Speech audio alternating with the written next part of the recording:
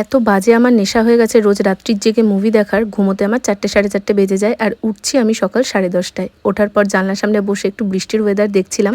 আর এদিকে মা চা বসিয়ে দিয়েছে। চা খাওয়া মাদের সকাল থেকে অলরেডি দুবার হয়ে গেছে, তবে আমাকে কোম্পানি দেওয়ার জন্য মা নিজের জন্য 1 কাপ বানিয়েছিল। দুজন মিলে চা খেলাম আর তার আগে আমি খেয়েছি জল। এই বাড়িতে আসলে মা আমাকে জলটা মনে করে করে খাওয়ায়, তাই জলটা ঠিকঠাক খাওয়া হয়। আমার জল না খাওয়ার কথা মনেই থাকে না।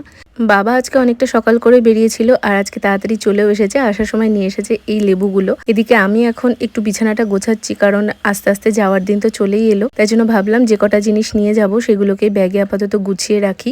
একদম অল্প কয়েকটা দিনের জন্য এসেছিলাম, তাই 2টো নাইটি এনেছিলাম, তার সাথে এনেছিলাম একটা মাত্র কুর্তি আর একটা তো পরে এসেছিলাম। তবে যা নিয়ে এসেছিলাম সেই সবকিছুই রেখে দিয়ে যাব, কিছুই আর এবার নিয়ে যাব না। টুকটাক অনলাইন থেকে যে কয়েকটা জিনিস অর্ডার দিয়েছিলাম শুধু সেই কটা জিনিসকেই গুছিয়ে নিয়েছি আর তারপর খাটটাকে একটু ভালোভাবে ঝাড় দিয়ে নিলাম। ব্রেকফাস্টে আজকে মা নানপুরি কিনে এনেছিল, যেটা আমি বেলা 12টার সময় খাচ্ছি। চলো টাটা।